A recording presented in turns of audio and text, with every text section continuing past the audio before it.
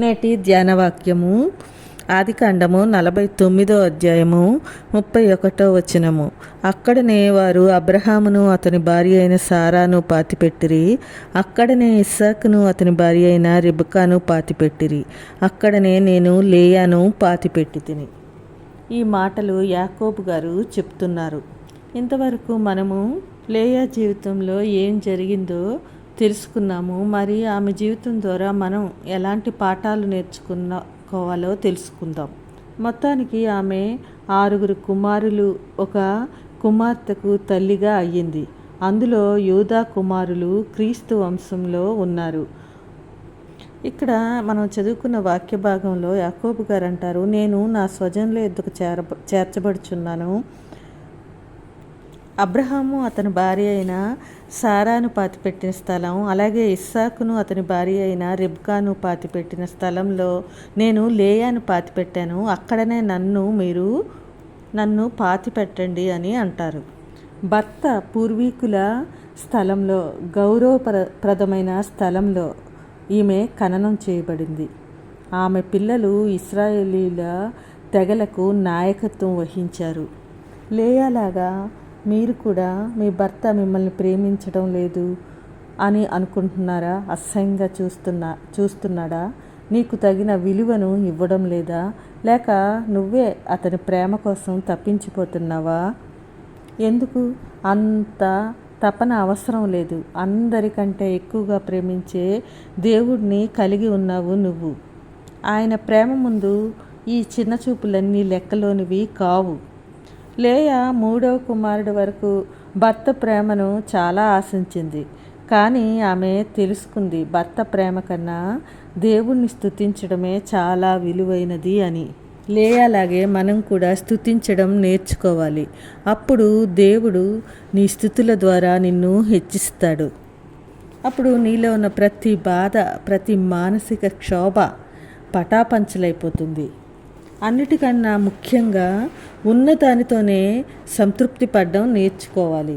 లేని దాన్ని ఆశించి లేదా ఇంకొకరితో పోల్చుకుంటూ జీవితాన్ని అసహనం చేసుకోవడం కన్నా దేవుడు ఇచ్చిన దాంతోనే తృప్తి పడాలి. అది దేవుని దృష్టిలో మన స్థానం పైకి వెళ్ళడానికి తోడ్పడుతుంది.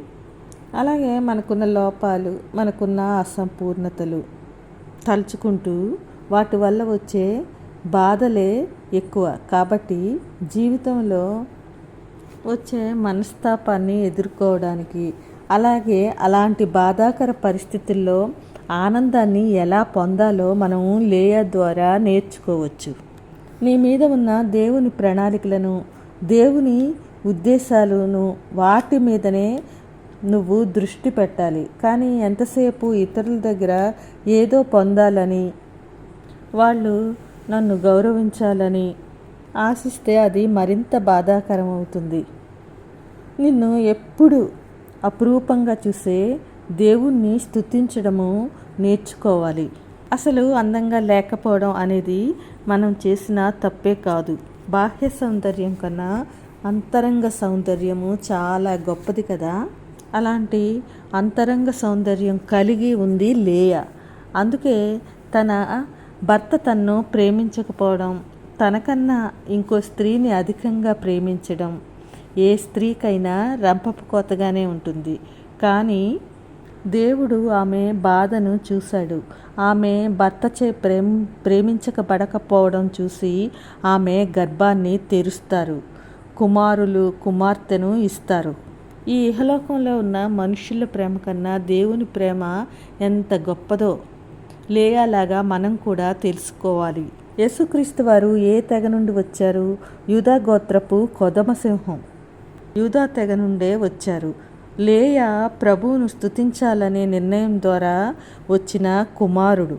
లేయా ఒకవైపు భర్త చేత ద్వేషింపబడింది, అలాగే సొంత చెల్లి చేత ద్వేషింపబడింది. కానీ ఆమె ఎట్టి పరిస్థితుల్లోనూ తన సహనాన్ని మాత్రం విడిచిపెట్టలేదు.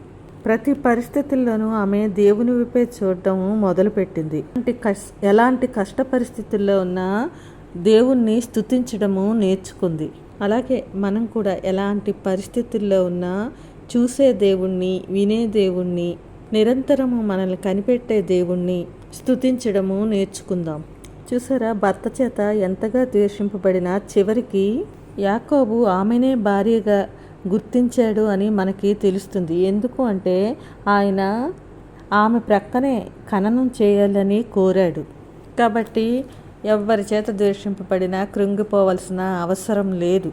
మనం ఊహించిన దానికంటే ఎంతో గొప్పగా మనల్ని హెచ్చించే దేవుడు మనం కలిగి ఉన్నాము. కాబట్టి ఆయన్ని స్తుతిస్తూ మన జీవన పయనం సాగిద్దాం. అలాంటి కృప దేవుడు దయచేయునుగాక. ఆమేన్.